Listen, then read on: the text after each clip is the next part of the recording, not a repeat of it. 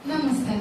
जय जगन्नाथ। व्याप्त बारिधिर विशाल बेलाभूमि करकमयी काननिका तृप्त किरीटिनी गुरु गंभीर गिरिनाद तथा छबिल उत्कलर सर्वश्रेष्ठ सर्वप्रथम राजधानी कटक प्रांगण में छिड़ा होई एठारे उपस्थित सबथिबा समस्त गुरु गुरुजन मानकु नतमस्तक पूर्वक भक्तिपूत प्रणाम जनाउछि मो स्वाति सागरिका चौधरी।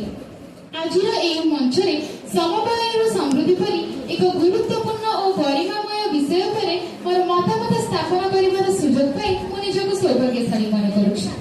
समवायर समृद्धि को जानिबा पूर्व प्रथमे हमको जानिबा होबो समवाय कोन। तेबे बंधुगण मनिष एक सामाजिक प्राणी एकाकी भाबरे सब कार्य करबा एते संभव नुहे।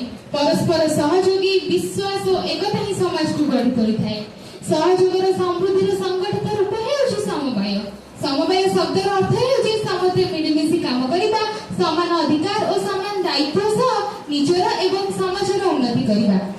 Alone we can do so little, but together we can do so much. एकाकी आमे कम करि परिबा, किंतु एकत्र होई आमे बहुत किछि करि परिबा। आमे तो समवाय माने अल्प बहुत ज्ञात हैला, किंतु वर्तमान आमे जाइबा समृद्धि कहिले कोन बुझ। एकतार बळ विच्छेदर खेय, सफलता ही समृद्धिर उदय। समृद्धि कहिले वर्तमान जुगरे समृद्धि कहिले केवल रास्ता कोठाबाड़ी शिल्प कारखाना निर्माण नुहे। समृद्धि सेतबेले संभव हेबो जेतबेले आम समाजर प्रत्येक व्यक्ति उन्नतिर सुजोग पाइबे, आर्थिक भावे स्वावलंबी हेबे एवं सम्मानर सहित जीवन यापन करिवे। एही लक्ष्य हासिल करिबारे समवायर भूमिका अत्यंत गुरुत्वपूर्ण।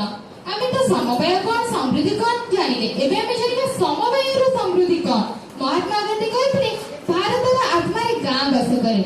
आमे जानिछे हमर भारत एक कृषि भित्तिक देश आ आम भारतर अधिकांश लोक कृषि उपर निर्भरशील और ग्रामरे बसबास करती। किंतु कृषक मानकर बड़ समस्या हेउछि पुंजीर अभाव, उन्नत बीजर अभाव, आधुनिक यंत्रपातिर अभाव एवं न्याय सहायता बजार दर न मिलबा। किंतु आपण माने जानिले खुशी हेबे जे ओडिसार समवाय संस्था एवं कृषि और ग्राम उपर अधिक उन्नति करने चेष्टा करुछि। PACS primary agriculture cooperative society माध्यम चाषी मानक ऋण दिया जाउछि। चाषी माने समवाय व्यवस्था माध्यम धान बिक्री करी सरकारी समर्थन न्यूनतम मूल्य एमएसपी पाई पाछन्ति। केवल कृषि क्षेत्र रे नुहे, दुग्ध उत्पादन, मत्स्य चाष, बयन शिल्प, क्षुद्र और कुटीर शिल्प, महिला स्वयंसहायक गोष्ठी आदि सब क्षेत्र में समवायर भूमिका अछि। महिला स्वयंसहायक गोष्ठी द्वारा महिला माने सेथिरे निजुक्ति पाइकिना गोटे परिवार आर्थिक मेरुदंड पालटि पारुछन्ति। सेहिपरि आपण माने जानिछन्ति परिवेश मध्ये हमको समवायर शिक्षा देउछि। पिंपुडी माने दलबद्ध होई खाद्य संग्रह करुछन्ति। महुमाछी माने मिलित